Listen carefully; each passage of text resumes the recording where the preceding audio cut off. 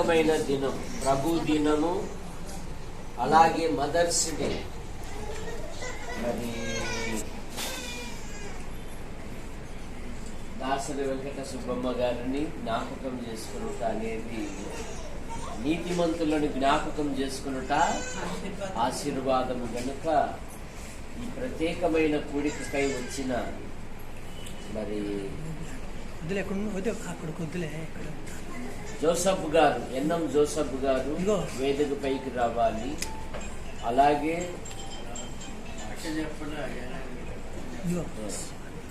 ఆ సభ మర్యాద ఎవరు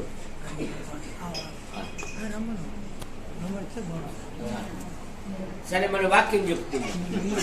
సమయం విలువైనది కనుక, ఎందుకంటే 12 సార్లు అయిపోవాలి అన్నారు కాబట్టి వాక్యం చెప్తున్నాను. కూర్చోలేను, ఇటు ఇటు ఇటు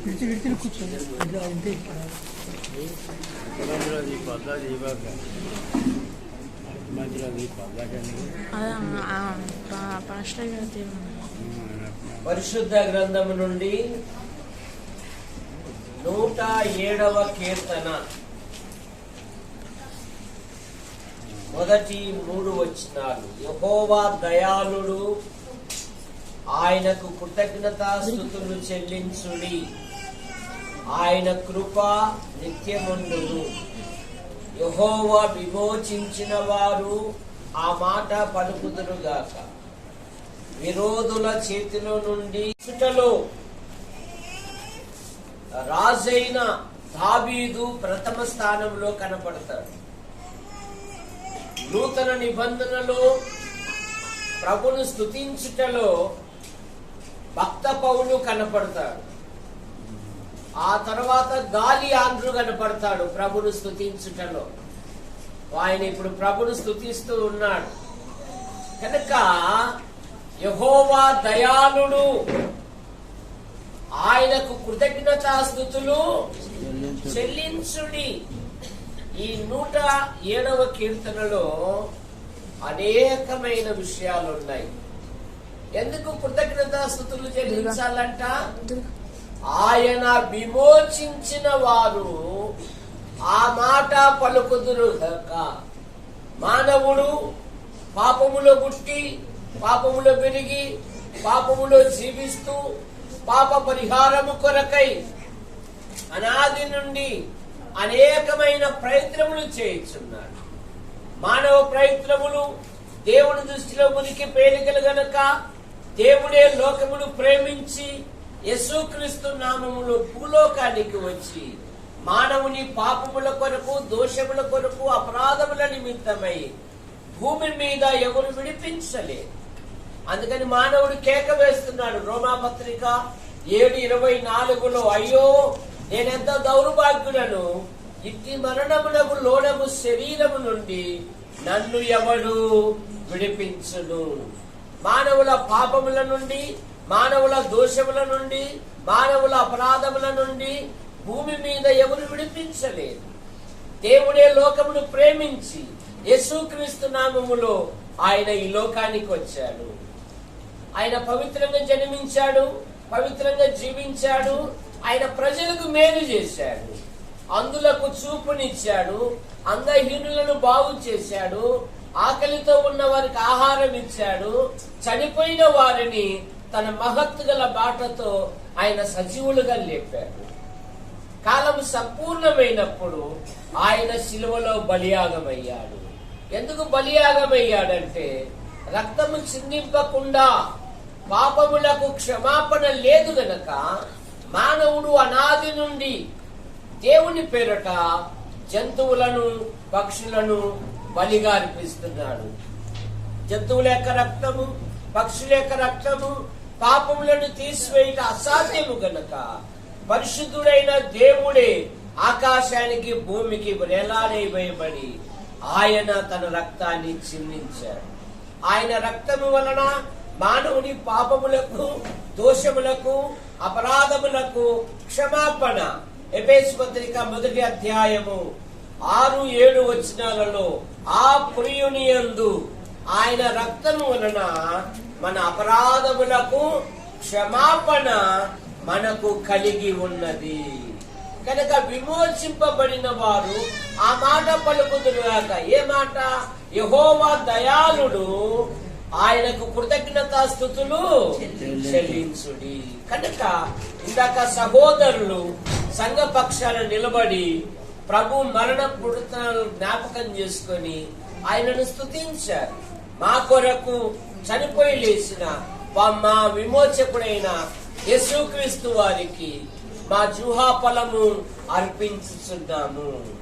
కనుక యేసు ప్రభు నమ్ముట వలన మానవుని పాపములకు, దోషములకు, అపరాధములకు క్షమాపణ. యోహాను సువార్త 5:24 నా మాట విని నన్ను పంపిన వాని యందు విశ్వాసముంచు ప్రతివాడు నిత్య జీవము గలవాడు, వాడు మరణములో నుండి తీర్పులోనికి రాక జీవంలోనికి దాటి ఉన్నాడు. ఇప్పుడు క్రీస్తునందున్న వానికి ఏ శిక్ష విధియు లేదు. కనుక విమోచింపబడిన వారు ఆ మాట పలుకుదురు. ఏ మాట? యెహోవా దయాళుడు, ఆయన కృప నిరంతరముండును. రెండవ మాట ఎవరు పలుకుతారంట? నానా దేశము నుండి పోగు చేయబడిన వారు ఆ మాట పలుకుదురుగాక. కనుక సమకూర్చబడినవా అనగా రక్షింపబడిన పిల్లలు. అపోస్తలుల కార్యాలు 2వ అధ్యాయములో విశ్వసించిన ఆ 3,000 మంది లోకము నుండి ప్రత్యేకించుకొని వీరు అపోస్తలుల బోధ యందును, ప్రార్థన యందును, సహవాసమందును, రొట్టె విరుచుట యందును ఎడతెగక ఉండిరి. కనుక ఆయన నామం యొద్ద సమకూర్చబడిన వారు ఆ మాట పలుకుతురుగాక. ఏ మాట? యెహోవా దయాళుడు, ఆయన కృప నిరంతరముండును. మూడవ మాట 107వ కీర్తన 6వ వచనములో చూడండి. విడిపించబడిన వారు ఆ మాట పలుకుదురుగాక. ఏ మాట? యెహోవా దయాళుడు, ఆయనకు కృతజ్ఞతాస్తుతులు చెల్లించుడి. 107వ కీర్తన 6వ వచనములో ఒక శ్రేష్టమైన మాట ఉంది. వారు కష్టకాలమందు యెహోవాకు మొరపెట్టిరి, ఆయన వారి ఆపదలన్నిటిలో నుండి వారిని విడిపించెను. ఆయన విడిపించు దేవుడు, ఆయన రక్షించు దేవుడు. ఇశ్రాయేలీయులు ఐగుప్తులో బానిసలుగా ఉన్నారు. వారు దేవునికి మొరపెట్టారు, దేవుడు వారిని జ్ఞాపకం చేసుకున్నాడు. ఐగుప్తులకు 10 తీర్పులు తీర్చి అద్భుతమైన విడుదల కలగజేశాడు. నిర్గమాకాండం 14వ అధ్యాయము, నిర్గమాకాండం 14వ అధ్యాయము ఒక మాట చదవండి. నిర్గమాకాండం 14వ అధ్యాయము 30 వచనము. 14వ అధ్యాయం 30 వచనం. ఆయన ఐగుప్తీయుల చేతిలో నుండి 14:30 నిర్గమాకాండం. ఆ దినమున యెహోవా ఐగుప్తీయుల చేతిలో నుండి ఇశ్రాయేలీలను రక్షించెను, లేదా ఇశ్రాయేలీలను విమోచించెను. 10 తీర్పులు తీర్చారు. వారిని విమోచించుటకై నిర్దోషమైన ఒక పస్కా పశువును వారు వధించారు. ఎబ్రీ పత్రిక 2:14-15 వచనాలలో, కాబట్టి ఆ పిల్లలు రక్తమాంసము గలవారైనందున ఆయన కూడా రక్తమాంసములలో పాలివాడై మరణదాస్యమునకు లోబడిన వారిని, అనగా అపవాది చెరలో ఉన్న వారిని ఆయన వారిని విడిపించెను అనే మాట మనం చూస్తాం. తర్వాత యెహోవా దయాళుడు, ఆయన కృతజ్ఞతాస్తుతులు చెల్లించుడి. ఎవరంటారు ఆ మాట?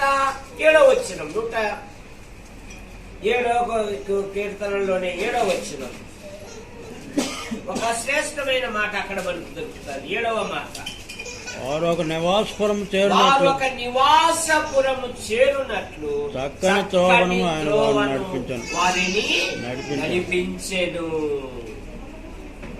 నడిపించబడిన వారు ఆ మాట పలుకుదురుగాక. ఏ మాట? యెహోవా దయాళుడు. ఇశ్రాయేలు యాత్రలో పగటి వేళ మేఘ స్తంభంలోను, రాత్రి వేళ అగ్ని స్తంభంలోను దేవుడే వారికి ముందుగా ఉన్నాడు. ఫలితముగా నెహెమ్యా గ్రంథం 9వ అధ్యాయము 21వ వచనములో, నిజముగా అరణ్యములో ఏమీ తక్కువ కాకుండా వారిని పోషించెను. వారి ఆకలి కొరకు అంతరిక్ష ద్వారములను తెరిచారు. వారి దాహము కొరకు భూమి యొక్క అగాధములను తెరిచారు. వారిని నడిపించెను. నీ ఆధ్యాత్మిక జీవితములో దేవుడు నీకు ముందుగా ఉండాలి. చాలా మంది ఏమంటున్నారంటే, నేను ముందు, నా తర్వాత దేవుడు అంటున్నారు. అలాగైతే ఆధ్యాత్మికంగా నష్టపోతావు. నీ ఆధ్యాత్మిక జీవితంలో దేవుడు నీకు ముందుగా ఉంటే ఆయన చక్కని త్రోవలో నడిపించే దేవుడు. అందుకే 23వ కీర్తనలో దావీదు అంటాడు కదా, గాఢాంధకారపు లోయల గుండా నేను సంచరించినను ఏ అపాయమునకు భయపడను, నీ దుడ్డుకరయ్యు నీ దండమును నన్ను ఆకరించు. ఆయన నడిపించు దేవుడు. మీకా గ్రంథం 2:13 ఏముందంటే, ప్రాకారములను పడగొట్టువాడు వారికి ముందుగా నడుచును. నీ ఆధ్యాత్మిక జీవితంలో ఏవైతే అడ్డుగా ఉన్నాయో, వీటినైతే జయించలేకపోతున్నావో ఆయన పడగొట్టు దేవుడు. యెహోషువ కాలములో యెహోషువకు వాగ్దానం ఇచ్చాడు, మీరు అడుగుపెట్టు ప్రతి స్థలము మీది అన్నాడు. కానీ వాళ్ళు హాయిని జయించలేకపోయారు. అప్పుడు ప్రార్థించినప్పుడు దేవుడు అన్నారు, ఆ ప్రజలు, ఎరుకో ప్రజలు మిమ్మల్ని లోపలికి రానిలేదు కదా, అట్లయితే ఓ పని చేయండి, ప్రతిరోజు ప్రదక్షిణం చేయండి, 7వసారి బూరలు ఊదండి అనగా 7వ రోజు బూరలు ఊదగా ఎరుకో గోడలు ఏమైనాయట? కూలేను అనే మాట ఉంది ఎబ్రీ పత్రిక 11.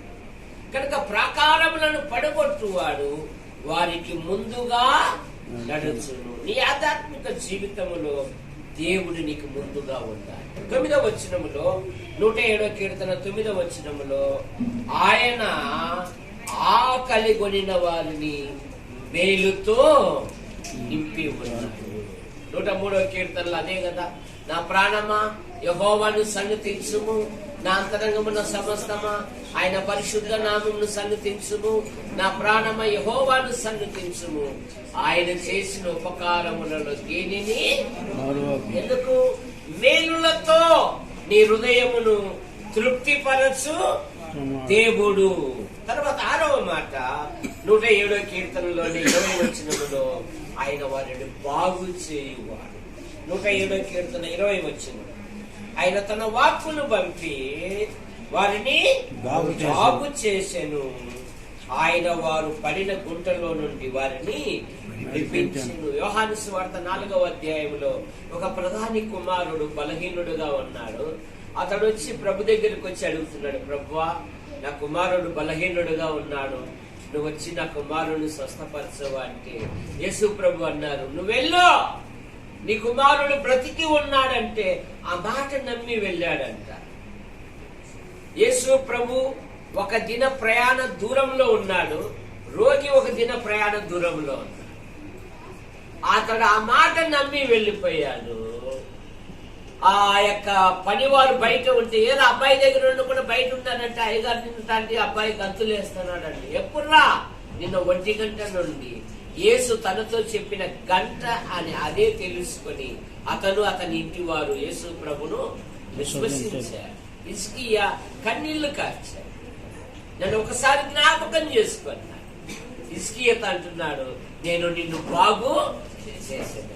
ఆఖరి మాట ఎందుకంటే మనకి సమయం లేదు కనుక ఆఖరి మాట 107వ కీర్తనలోనే ఆయన తృప్తిపరుచు దేవుడు. 41వ వచనం, 107వ కీర్తన 41వ వచనం, అట్టి దరిద్రులను బాధను పోగొట్టి వారిని లేవనెత్తెను, వారి వంశమును మందవలే వృద్ధి చేసేది. కనుక యెహోవా దయాళుడు, ఆయనకు కృతజ్ఞతాస్తుతులు చెల్లించుడి. కనుక ప్రభును మనం స్తుతించాలి ప్రతి విషయములో. కనుక ఎవరు స్తుతిస్తారంట? 1 విమోచింపబడినవారు, 2 పోగు చేయబడినవారు, 3 విడిపించబడినవారు, 4 నడిపించబడినవారు, 5 తృప్తిపరచబడినవారు, 6 బాగు చేయబడినవారు, 7 వృద్ధిపరచబడిన వారు. ఆ మాట పలుకుతురు దాకా మీ అందరి పొందునండి. మా కుటుంబస్తులకు మా హృదయపూర్వక ధన్యవాదాలు తెలియజేసి, మా అమ్మగారు 3 సంవత్సరాల నుంచి మా మధ్య లేరు. అందుకన్నా విలువైన దేవుని ప్రేమను చూపించి మాకెళ్ళినందుకు మేము దేవునికి ఎంతో రుణస్థులమై ఉన్నాము. ముఖ్యంగా మా అమ్మ జీవితాన్ని ఒకసారి చూసుకుంటే మా అమ్మ జీవితంలో విలువైనది ఆదివారం తనకి ఎంతో ఇష్టమైన దినం. దేవుని సన్నిధి, దేవుని బల్ల. తన తల్లిదండ్రులు మరణించినప్పుడు కూడా ఆరాధన అయిన తర్వాతే వెళ్ళేది. మా జీవితంలో మా అమ్మ నేర్పించింది దేవుణ్ణి ప్రేమించుట, దేవుని సన్నిధిని ప్రేమించుట, సేవకులను ప్రేమించుట. మా అమ్మ జీవితంలో ఇంత గొప్ప దేవుణ్ణి మాకు పరిచయం చేసి మా ముగ్గురికి, మా పిల్లలకు, మా తరాలకు యేసు ప్రభువే మా దేవుడు అని చెప్పినందుకు ఆ దేవాతి దేవునికి మేము ఎంతో రుణస్తులము. ఇంత గొప్ప తల్లినిచ్చిన మా దేవునికి స్తోత్రాలు. ఇంత గొప్ప దేవుడు మాకు ఇచ్చిన మా తల్లి గారికి ఈ రోజు మదర్స్ డే సందర్భంగా ఇక్కడ ఉన్న తల్లులందరికీ మదర్స్ డే శుభాకాంక్షలు. మీరు మమ్మల్ని ప్రేమించి, దేవుని సన్నిధిని ప్రేమించి మా దగ్గరకు వచ్చినందుకు మీకు ధన్యవాదాలు. భోజనం చేసేళ్ళు. తల్లిగారిని గురించి ఆ రీతిగా ఒక కుమార్తె తల్లిగారిని గురించి మంచి సాక్ష్యం చెప్పడం తల్లులందరికీ వివేకం కలుగుతాం. నేను నా పిల్లలను ఏ రీతిగా నడిపిస్తున్నా, నా పిల్లలను నేను ప్రభువులోకి నడిపించానా, నడిపించలేదా ఒక ప్రశ్నను మరి మన ముందు. కనుక అమ్మాయి చాలా ధన్యవాదాలు. మరి ఇంకా మరి మీరు దా పెద్ద మనవరాలు.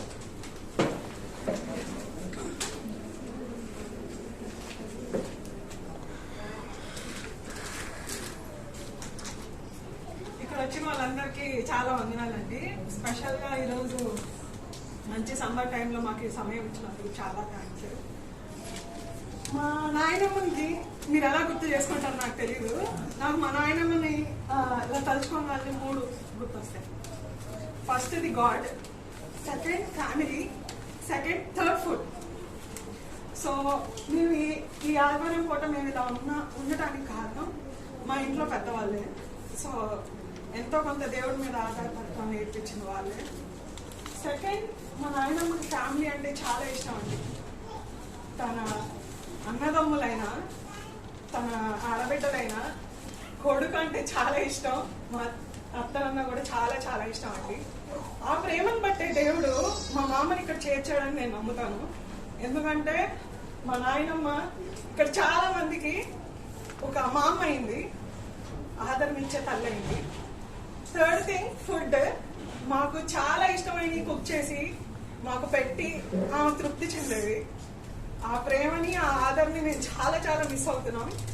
కానీ ఆమె ఇప్పుడు తనకి చాలా ఇష్టమైన దేవుడి సన్నిధిలో ఉందని నమ్ముతూ we're happy and thank you so much. చాలా మంచిది. ఏంటంటే మాకు కష్టపడుతూ ఉంది, మాకు మంచి మార్గాలు జరుగుతూ ఉండేది. చిన్న ఇది కూడా మమ్మల్ని ఇబ్బంది పెట్టాలనుకునేది కాదు. ఆమె బాధపడే పని చేసినా కూడా మేము అది తప్పు కదయ్యా అనేది. ఆమె కాదు అసలు, అది దేవుడికి ఇష్టమైన పని. ఒక్క సెకండ్ ఆలోచించు అనేది ఆ మాట బాధేసి బాధపడతా అన్నట్టు కనిపించేది. దేవుడి దగ్గర అట్లాగే మా చెల్లి మేము ఏమి ఇబ్బంది పెట్టకుండానే పెరిగాం. నా పిల్లలు కానీ ఈ హాస్టల్లో పిల్లలు కానీ వీళ్ళంతా అలాగే ఉండాలనుకునేది. వీళ్ళకి కావాల్సిన ఎన్ని సమకూర్చడంలో కానీ హాస్టల్లో ఉన్న పిల్లలకి బట్టలు అన్నీ కుట్టించే విషయంలో కానీ ఏమంటారు, మగపిల్లలు కానీ ఆడపిల్లలు కానీ ఈడు కూడా ఇంటికి ఒకరోజు చెవుకి ఏదో డిసీజ్ వచ్చింది. దానికోసం అయ్యా వీడిని తీసుకెళ్ళి హాస్పిటల్ చూపించమంటే వేరే హాస్పిటల్ చూపించి సెట్ కాలేదు. ఒక స్పెషలిస్ట్ డాక్టర్ చూపిస్తే వాడికి దాదాపుగా 10 దాకా ఇది సంబంధించి వేరే వాళ్ళు చూడాలి, సపరేట్ వాళ్ళు మొత్తం వచ్చేది. ఈ విషయం ఇడు కూడానే కాదు, ప్రతి ఒక్కరి విషయం అలా ఉండేది. అన్నిటికంటే మరీ ముఖ్యంగా ప్రార్థన అంటే ముందుకొచ్చి కూర్చునేది, కిందే కూర్చునేది. ఒక రకంగా ఏంటంటే మా ఊరు నుంచి చర్చికి వెళ్తా కూడా ఉండా లేకపోయినా, ఎవరు వచ్చినా రాకపోయినా ఇంకా ఒకటే రూటు పొలవెల్లి ఏదన్నా వచ్చిందనుకోండి, పొలవెల్లి వచ్చింది గబాలు మళ్ళీ చర్చికి వెళ్ళిపోయి మాకేమనిపించిందంటే ఈ మనిషికి అనుకుంది ఇవన్నీ వదిలిపెట్టుకుని అనుకుంది. కానీ మా పని ఆమె చేసుకుంటూ ఉండేది. ఏ కాడకి ప్రథమ ప్రాధాన్యత మాత్రం దేవుడే అనుకుంది. అది ఎప్పటివరకు మాకు అది ఉన్నప్పుడే ఏముందా అన్నట్టు అనుకున్నాం. కానీ ఆమె చనిపోయినాక మాత్రం మాకు ఇంకా పాత. ఆ రోజు చనిపోయి ఏ రోజు కూడా నన్ను మా తమ్ముడు అమెరికా వెళ్తున్నాడు, వాడి కోసం కొన్ని మామిడి కూడా తెచ్చారు. ఎందుకని ఏదైనా కోసింది, అమ్మాయి ఆడికి తీసుకెళ్తానని చెప్పారు. సరే అయ్యా అంది, కానీ కోసి ఇచ్చింది. సరే ఆడికి తీసుకెళ్తానని చెప్పానా కోసిందని. సర్లే ఒకవేళ ఎందుకైనా కోసింది అనుకున్నాం. అందరం తిన్నాము, సైలెంట్ గా పడుకుంటాం. అసలు ఏం కదిలినట్టు కనిపిస్తుంది. ఆ ప్రాణం పోవడం మరి అది నేను అనుకున్నాండి, గిరగలాడుకుంటారేమో కొట్టుకుంటారేమో అనుకున్నాను. మనకు ప్రాణం పోవడం ఎవరు చూడలేదు, చూసి ఉన్నాం కదా రోజు ఎవరో. కానీ ఆ కొడుకున్నట్టుగా ఉండి అది వెళ్ళిపోయి ఉంటది. ఏమంటారు, అది ఒక రకంగా విలువలాడిపోవడం కానీ అట్లా ఉన్నట్టు అనిపిస్తుంది. సాధారణంగానే కొడుకుని ఉంటుంది, సైడ్ తిరిగి ఇట్లా పెట్టి కొడుకుని ఉంది, అట్లాగే అయిపోయి. ఇక మాకు అది ఏమి ఇచ్చిందంటే అన్నిటికంటే ముఖ్యంగా ఏంటంటే మా ప్రతి విషయంలో ఈ పిల్లలు కానీ ఇటు విషయంలో ఏ చిన్న సమస్య వచ్చినా రూల్ లేదు కాదు, అది ఏ కార్యక్రమం మేము బహుశా కొన్ని చిన్న చిన్న ఓ రోజు గుప్పు చేసినారు, రెండో రోజు అన్నా భయం వేసేది, బాధ వేసేది. ఎందుకంటే పెద్ద బాధపడుతుంది దేనికి అన్న ఉద్దేశం. మా అమ్మ చదువుకోలేదు కానీ నేను ఎంఏ చదివాను. కానీ నాకైనా ఆమె అడిగితేమని భయం వేసేది, కొట్టిదేని కాదు. అవేం పట్టదు కదా. ఒక 15 ఏళ్ల క్రితం నేను సినిమాకి వెళ్తాను, వెళ్ళి వచ్చాను. మా అమ్మ నన్ను చూసాను, ఏమన్నా దేవుడు సంతోషించాలని నువ్వు చేసిన పనికన్నా ఆ మాట పుచ్చుకున్నట్టు కనిపించి ఎందుకు ఇట్లా చేశాను అనుకుని ఇక మళ్ళా అప్పటి నుంచి. ఎందుకంటే అదే అరే దొంగనాయాల ఎదిగిలేవనంటే ఇలా వెళ్తానే ఉండేవాడిని ఏమన్నా తెలియదు, కానీ మంచిగా ఉండేది. ముఖ్యం ప్రార్థన అంటే మాత్రం చాలా ఆసక్తిగా ఉండేది. ఇది మన ఊరు నుంచి వస్తున్న మా సైడ్ నుంచి ఇల్లు వస్తున్నారు, వీటి సంఖ్యమైన వీళ్ళంతా వస్తున్నారంటే చాలా సంతోషపడేది. ఏమంటారు, ప్రతి విషయంలో ఇదిగా ఉండేది. మమ్మల్ని ఏమీ ఇబ్బంది పెట్టలేదు. అంత ప్రార్థన అంటే మాత్రం ఒక సంవత్సరం నుంచి ఒక 7-8 మంది పాటలు తీసి బట్టలు ఇస్తాను. ఆమె కొద్ది జీతం ఇచ్చేవాళ్ళు అనుకోండి, ఆ జీతం నేనేనాడు ఆపలేదు, ఆమె ఏనాడు దాచుకోలేదు. ఏమంటారు, ఒక 9-10 ఇచ్చామనుకుంటాను, ఏనాడు ఆపలేదు. అసలు నేను ఆపలేదు, ఆమె దాచుకోవడం లేదు. చివరికల్లా అంతా క్లియర్ ఏంది. కాకపోతే ఆమె సంతోషపడింది. ముఖ్యంగా ఇక్కడున్న మా కౌన్సిలర్ ఆయనే మున్సిపాలిటీ చైర్మన్ ఇక్కడ, మా కౌన్సిలర్ మా యువతికి. ఆయన ఏ చిన్న పని ఉన్నా మా దగ్గరికి వచ్చేవాడు. అమ్మమ్మ పిలుస్తుందంటే అంత గబాలు వచ్చి అమ్మ ఏంటి అని చెప్పని అడిగేవాడు. ఏ చిన్న విషయం అయినా సరే, దానిలోనే ఇలాంటి పెన్షన్ విషయంలో కానీ ఆయనతో చెబుతా ఉండేది. అప్పుడు కమిషనర్ గారు అమ్మ మా దగ్గరికి వారంలో 3-4 రోజులు వచ్చి కూర్చునేది. ఉదయం వచ్చి సాయంత్రం దాకా వీళ్ళిద్దరు కూర్చుని ఏ పచ్చడో ఏదో నూరేరు అనుకోండి, అలా వేసి తినివారే వెళ్ళేది. కాబట్టి అందరికి ఎవరికి అమ్మానం ఉంటే కొంతమందికి ఇట్లాంటి ఎక్స్పీరియన్స్ ఉండవచ్చు. మమ్మల్ని బాగానే చూసింది, బాగానే చేసింది. ఈ హాస్టల్ విషయంలో మాత్రం అనేక విధాలుగా సహకరించింది. అందరూ అట్లాగే ఉండాలనుకున్నాం.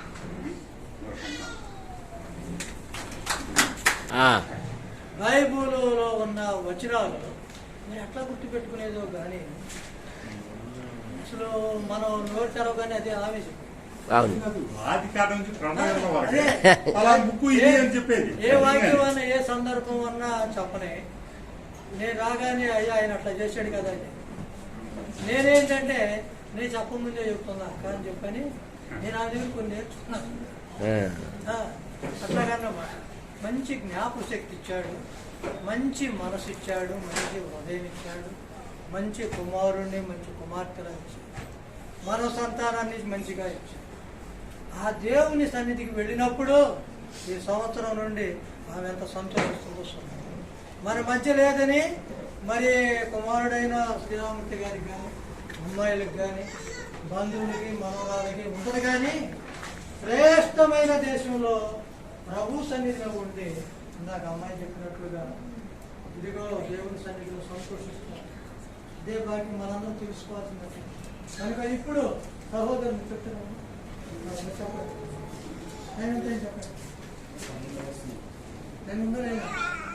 చెప్పండి చెప్పచ్చులే ఏదన్నా.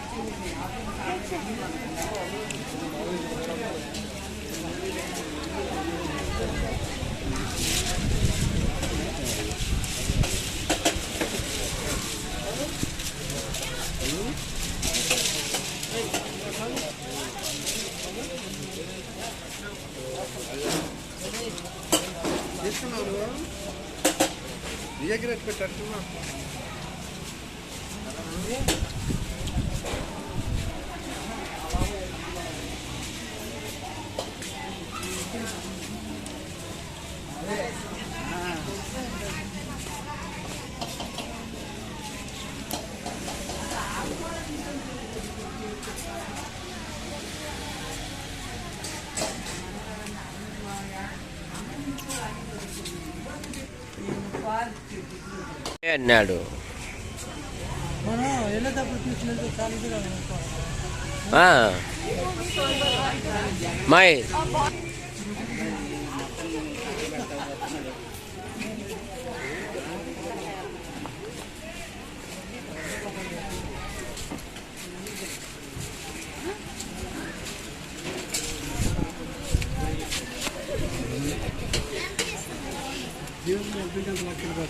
ఇస్తాడు.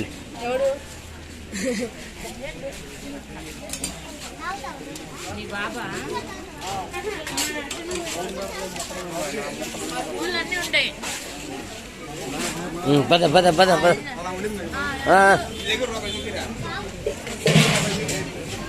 ఎవడయ్య గారు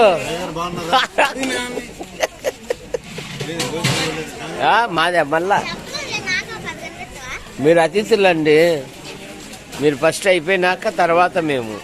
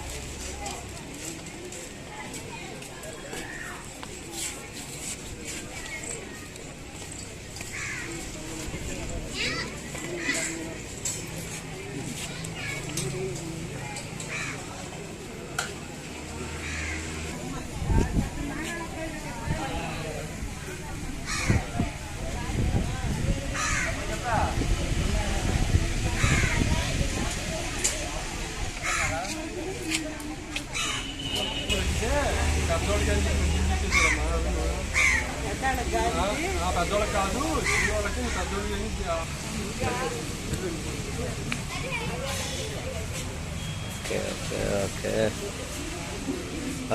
రైట్. మా ఫోన్ ఏమో డబ్బా ఫోన్ అమ్మా. ఎట్లా అయ్యా మిమ్మల్ని మీకోసమేయా, మీ అత్తగారి కోసమయ్యా, మీ అత్తగారి కోసం తాకట్టు పెడతా.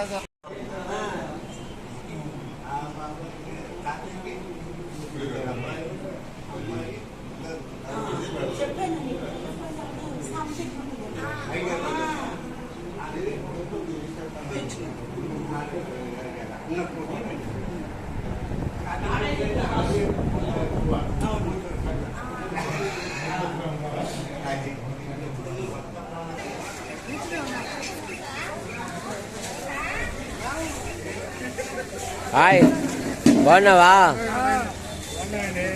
ఏమనండి